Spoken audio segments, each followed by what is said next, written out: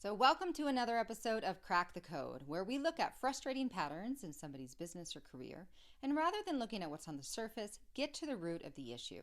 If you are currently not happy or fulfilled in your job, this video could have some information to help you understand why and how to fix it. Today's episode is about Tim. Tim is a successful and wealthy finance executive who has risen through the ranks of a very well-known investment firm.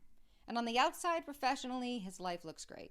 You know, he had the money, the title, all the toys, the travel, the life, but deep down he wasn't happy and he wasn't fulfilled. Tim felt that every job or title he had, he wasn't being valued, mostly by his boss and sometimes by his coworkers.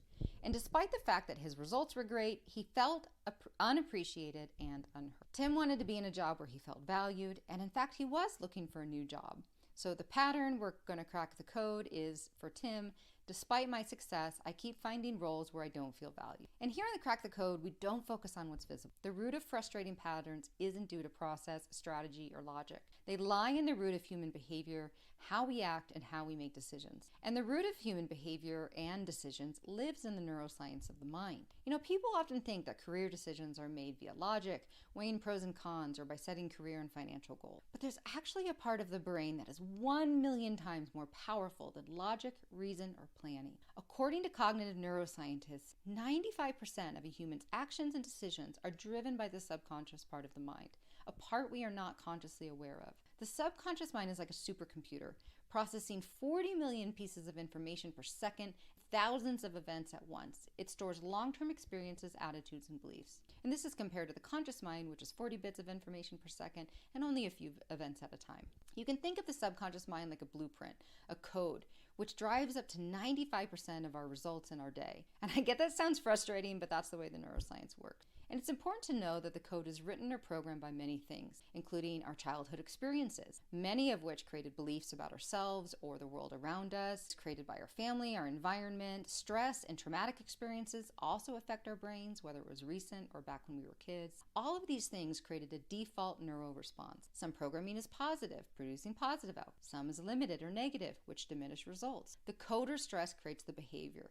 This is the cycle of the subconscious loop, and knowing this is the key to cracking the code. The subconscious mind is a cornerstone of psychology and cognitive neuroscience, but only recently has it been discussed in business media. Inc., New York Times, BBC, Harvard Business Review, and Forbes, these are articles sharing the powerful role the subconscious plays in business and decisions and even market behavior, but it's not discussed enough. More and more companies are looking at mindset and mental health, but they are missing the neuroscience of behavior. But you don't have to. You can get a leg up because you're watching this video. This is like mindset on steroids, and why I do the Crack the Code episodes, because it's time to really get to the root of frustrating patterns and stop saying, why does this keep happening to me? Why does this keep happening in my job or my career? So to crack the code, let's look at the limiting or negative subconscious coding that have kept Tim unhappy in his jobs. And like some subconscious programming, these were created from childhood experiences, and in particular, the experience of his father. His father was very tough on him.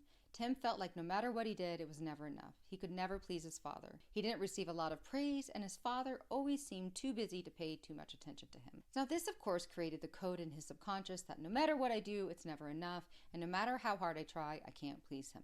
And this code creates and recreates the same experiences in his life, except this time his bosses replaced his father. They became the substitute of those codes. But was Tim doomed? No. I mean, it's possible to change the coding. Your life, your job, your career doesn't have to be hijacked by any limiting programming.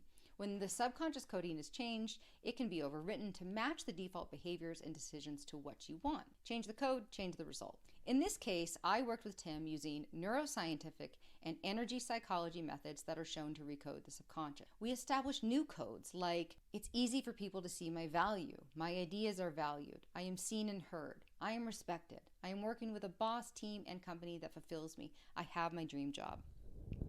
We did this recoding while he was in the process of looking for a new job. And it's important to remember that yes, it's imperative to change the code to match what you want, but you still got to do the work. Tim still had to update his resume. He worked with a recruiter. He went on interviews, the whole shebang. But wouldn't you know it, within 2 months, Tim found the job he wanted. A job within a company, a boss and a team where he felt his ideas were heard and he was valued. So I kept in touch with Tim. We became friends, and he called me once, super grateful, and he was just like, I'm not even sure what happened. I'm not sure what we did, but after decades of being frustrated, I finally found a better match. I'm so happy. Thank you. When Tim changed his neurocode from childhood, the years of frustration were over. So with this scenario, well, it's pretty simple in theory, but it is a really deep-rooted one for many people: being valued. The thing about recoding your subconscious is that it doesn't matter how long the code has been there. Decades, years, or weeks. It's possible to overwrite. So maybe you're in a similar position. Maybe you've changed jobs over the years, perhaps to get away from a certain type of boss you're frustrated with, or a manager or coworker or business partners that keep you wanting more.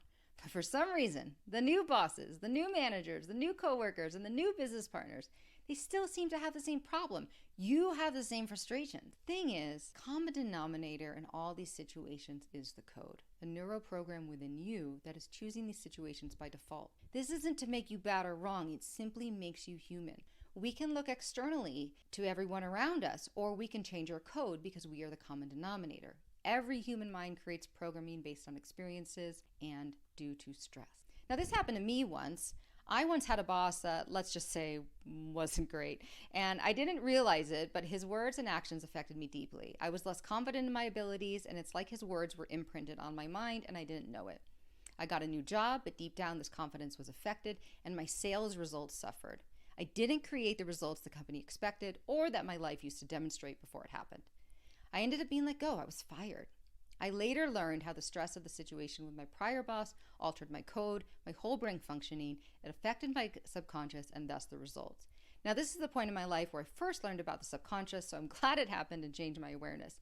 I was committed to make a change because I hated feeling the way I did. So I worked with modalities to recode the programming and not only got back to my prior self-confidence, but ended up doing things in my career that I would have never imagined possible.